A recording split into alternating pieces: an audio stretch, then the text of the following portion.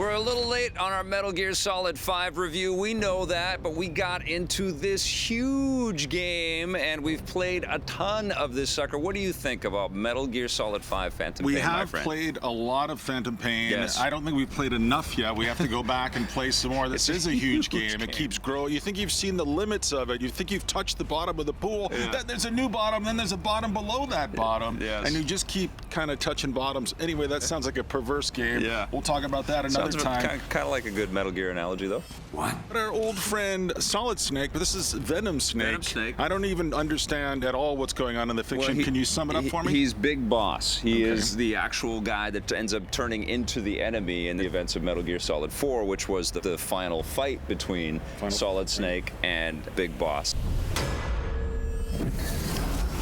You want to head out with the boss? I like this game. Yes. I have a couple problems with it. I'm going to tell you what those problems are. Then let's go back to celebrate this game. Okay. One, I don't like the name Diamond Dogs. Okay, I it's don't a like tip it. of the hat to David Bowie. Whatever. He loves sure. David Bowie. Lots of great music in I this also game. don't like how much Hideo Kojima is celebrated in the credits. I get it, man. You worked hard on this. I don't need to see your name every 5 minutes. I agree with you on that front. And I also feel like there's always some problems with open world games with regards to pacing. And it doesn't matter how good an open world experience you are, whether you're Batman Arkham Knight or you're Grand Theft Auto 5 or Red Dead Redemption, there's always some issues that you have with cobbling together a sense of linear storytelling and narrative. What were your problems? That is it. It's just so cut up. I mean, it's really a beautiful toy. It's an unbelievable Metal Gear experience because you can attack every single base and every single mission from a million different degrees, and you can encounter enemies and you can just point a gun at them and they'll surrender, or you can take them out and stun them with your bionic arm. And I love that freedom, and I love that, but I did feel like,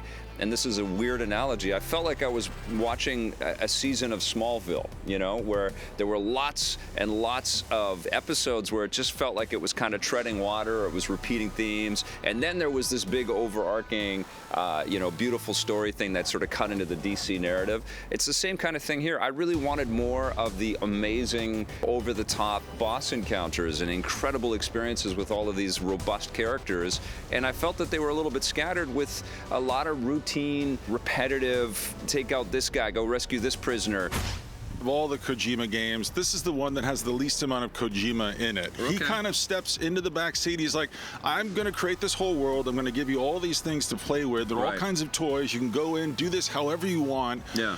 But there's not so much of the over-articulated, slow-motion cigarette going end over end across the screen. There's not so much of the dialogue. That's the beauty I know, of but the I franchise. never have liked that about the franchise. And I think this is a terrific video game. And maybe that's the thing that seems so remarkable to me, is to see the Far Cry template in the mother base and sending these guys not to death, but to life, a future life in your own core. I like that. I really like that. And I like the rescuing. Feel good karmically. Totally, and I like rescuing the child soldiers, and there's lots of really great, awesome, meaty There's story. less lectures, though. There's less didacticness.